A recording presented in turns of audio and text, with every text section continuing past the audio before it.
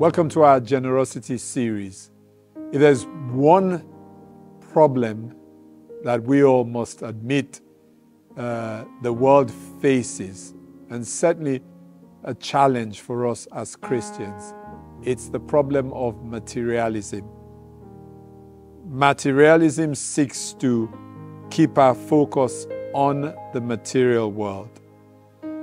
In Matthew 6, verses 19, 20, and 21, the Passion Translation, the Bible says this: "Don't keep hoarding for yourselves earthly treasures that can be stolen by thieves. Material wealth eventually rusts, decays, and loses its value. Instead, stockpile heavenly treasures for yourselves that cannot be stolen and will never rust, decay, or lose their value. For your heart will always pursue what you value as your treasure." Now, the nature of materialism is that it wants to arrest you in the material world. Now, we know that we want to live from the spirit realm into the material, but materialism wants to keep us firmly rooted and focused on the material world. The tenets of materialism are buy, hoard, hoard, hoard. Materialism is fueled by greed and covetousness. Our attitude to earthly treasure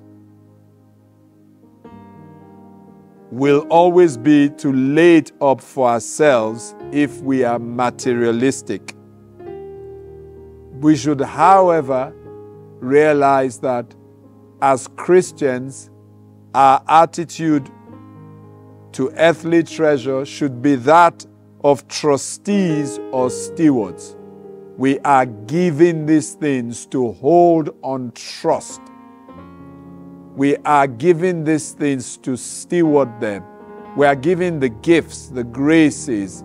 We are given the time. We are given our treasure, our money. We hold it on trust as trustees, and we are directed by the one we hold it for as to what we do with it. So how do we prevent ourselves from focusing on the material and stockpiling earthly treasures? Or better still, if I put it this way, how do we stockpile heavenly treasures? Well, there are two things, and both of them come from a revelation, which I hope you will get now. The first thing is by understanding that the good we do crosses over into eternity, so it's a heavenly treasure. What do I mean by that? If we give an offering in church, the offering is used to keep the church going, or an outreach, for an outreach. At the outreach, because we gave, someone is saved. We have stored up for ourselves heavenly treasure in that person's salvation. We have moved away from the material and we are focusing on eternity. In a similar manner, if we give to the poor, we are stockpiling heavenly treasure, because the heart of heaven is towards helping the poor and the marginalized, the disadvantaged. And the list goes on and on. So we do good with our giving, and this crosses over, this registers as heavenly treasure. The second thing is that the work that is done by God in our lives as we give. So now this is work that is done by God in our lives. So we become more faithful, we become more yielded to the Spirit of God, as we become more generous. That work that is done in our lives as we are transformed, our lives are changed as we give, prepares us for eternity and thus goes into eternity with us. That also is heavenly treasure.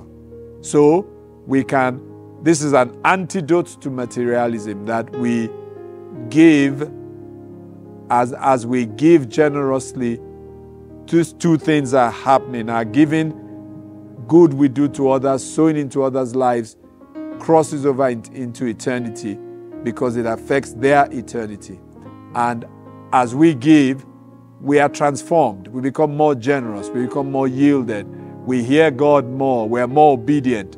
Now, all those things help prepare us for eternity. And so it also becomes heavenly treasure. I pray that blesses you.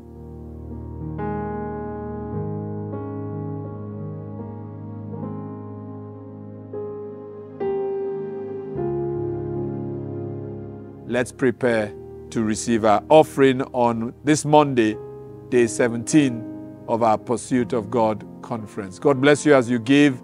The usual ways to give will be on your devices, on the screen. Please give generously. Let's invest and prepare heavenly treasure. And let's use this our giving as an antidote against materialism that says keep, hoard, buy, and that eventually leads to covetousness and greed.